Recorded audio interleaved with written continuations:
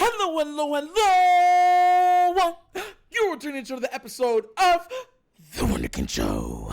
On today's second topic, where will the Ravens offense be for this upcoming season? Look. So, NFL.com, I think his name is Gennaro Felice, did a piece on the top 10 offenses for the 2024 NFL season. And, of course, he said 49ers, Chiefs headlined his predictions. But I'm going to show you something. And the reason why I bring this up, because you know I'd bring this up, is because you know the Ravens got shortchanged in his analysis. So what I'm going to do is I'm going to make my point while showing what he said. And even though I kind of get where he's coming from, as long as we have Lamar, it's like, come on now, bro. Stop the cap. Stop the cap. So I want you to see something real quick. And I'm going to read it to you, right? It says, let's keep it simple here. Who scores the most points after all? That's the basic goal of nearly every sport team, right?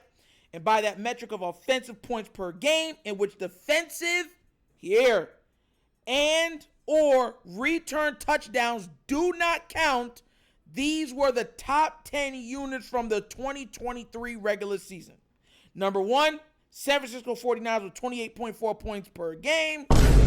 Tied for number 2, the Baltimore Ravens at 27.5 points per game, and the Miami Dolphins 27.5 points per game, respectively.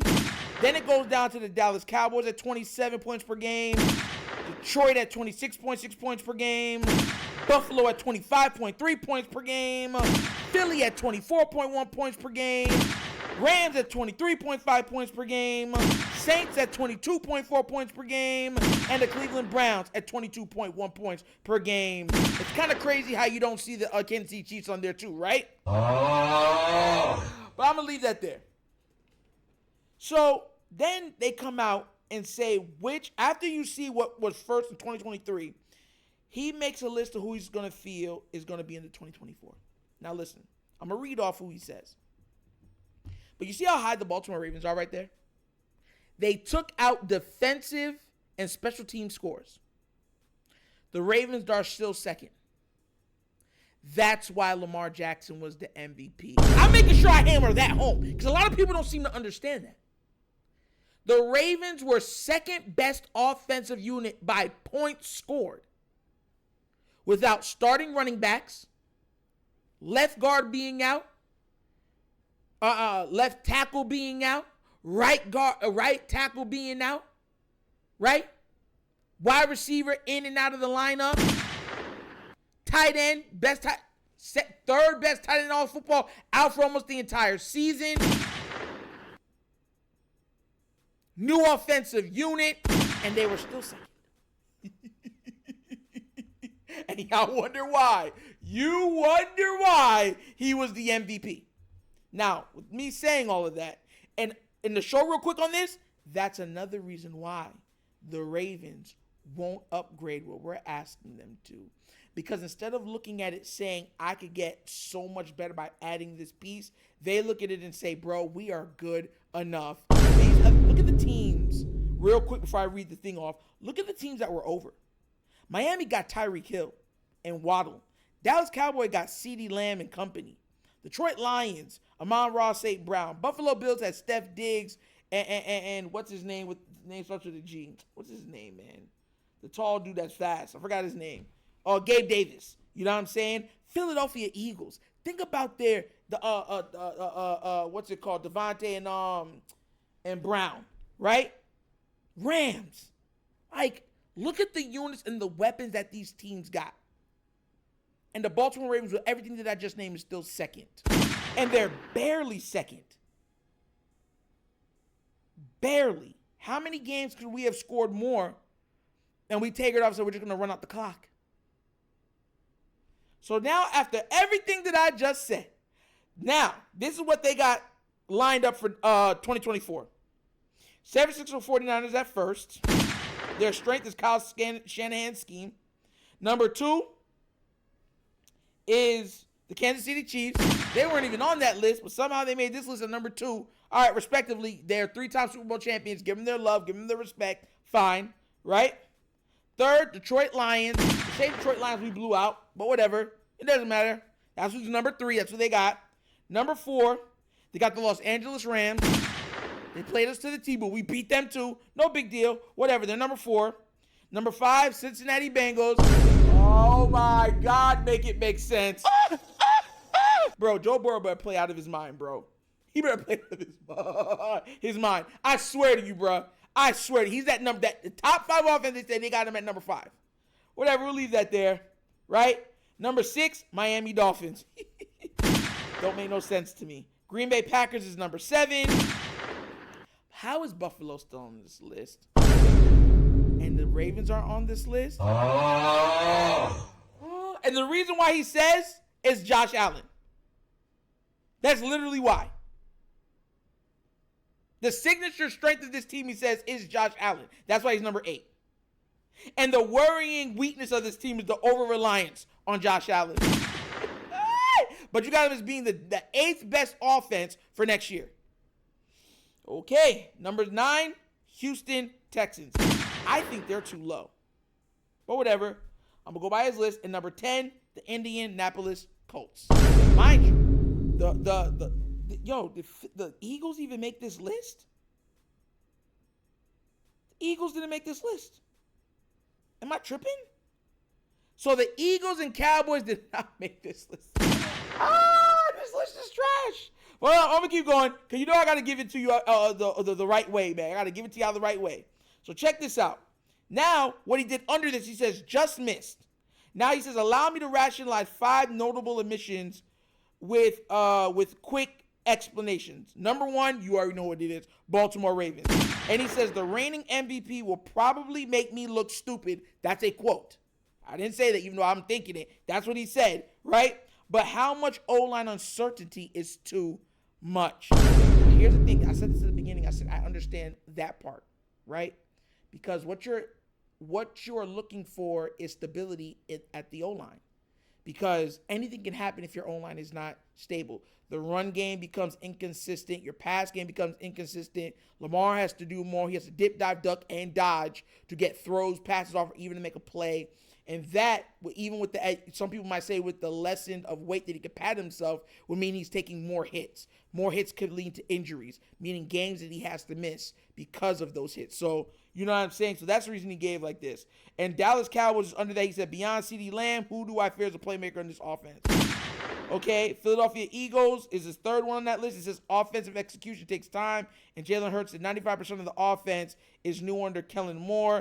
Number 4 is the Chargers, and number 5 is the Jets. Look, I'm going to keep it real with y'all. Keep it 100% with you. As long as Lamar is healthy, we're a top offense in the league. I don't care who's around it. He's going to struggle at times because there's not playmakers all wrought throughout the offense, but still, nonetheless, he's still Lamar Jackson. He's going to put points on the board. Having him, I already explained this to y'all. Look at that list. Number 2, look at the weapons that these other teams have. The Baltimore Ravens are still number 2. That's mind-boggling to me. Bro, the Chiefs aren't even on the list. But still don't have them because, once again, the Ravens always have big question marks offensively going into the season. This is why, as a Raven fan, I get on them the way I get on them. It's not that I don't like my team. I love my team. I love my team. And my team does a lot of things right. That's called context for someone that don't understand context. I love my team. But there are certain things that our team does terribly, and then they take advantage of. And not surrounding our playmaking quarterback with enough talent has been their problem. I want y'all to understand this. They already admitted out of their own mouths that they wasted his rookie contract. Y'all know that, right? I don't want to hear no more, we got to wait and be patient. We wasted 4 years of his rookie deal. 4 years. 4. And we wasted his 5th year, respectively. So my thing is, it's like, I don't want to hear, just give us time. No, you got to make it happen now. If we would have already won a Super Bowl, we would have been like, all right, I get it. They're trying to do certain things, rebuild in certain areas. We've missed out. We've missed out.